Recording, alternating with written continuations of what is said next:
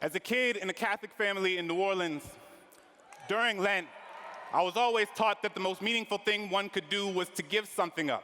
Sacrifice something you typically indulge in to prove to God you understand his sanctity. I've given up soda, McDonald's, French fries, French kisses, and everything in between. But one year, I gave up speaking.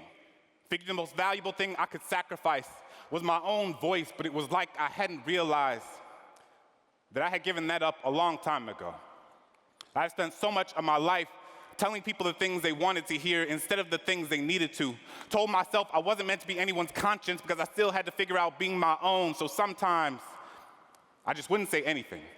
Appeasing ignorance with my silence, unaware that validation doesn't need words to endorse its existence. When Christian was beat up for being gay, I put my hands in my pocket and walked with my head down as if I didn't even notice. Couldn't use my locker for weeks because the bolt on the lock reminded me of the one I had put on my lips when the homeless man on the corner looked at me with eyes up, merely searching for an affirmation that he was worth seeing. I was more concerned with touching the screen of my Apple than actually feeding him one. When the woman at the fundraising gala said, "I'm so proud of you. It must be so hard teaching those poor, unintelligent kids," I bit my lip because apparently we needed her money more than my students needed their dignity. We spend so much time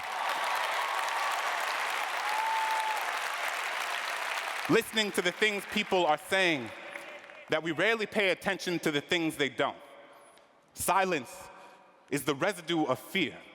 It is feeling your flaws, gut-wrench guillotine your tongue. It is the air retreating from your chest because it doesn't feel safe in your lungs. Silence is Rwandan genocide. Silence is Katrina. It is what you hear when there aren't enough body bags left. It is the sound after the noose is already tied. It is charring. It is chains. It is privilege. It is pain. There is no time to pick your battles when your battles have already picked you. I will not let silence wrap itself around my indecision. I will tell Christian that he is a lion, a sanctuary of bravery and brilliance. I will ask that homeless man what his name is and how his day was, because sometimes all people want to be is human. I will tell that woman that my students can talk about transcendentalism like their last name was Thoreau. And just because you watched one episode of The Wire doesn't mean you know anything about my kids. So this year,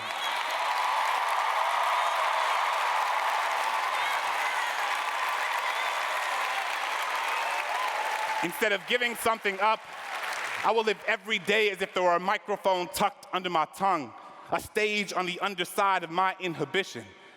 Because who has to have a soapbox when all you've ever needed is your voice?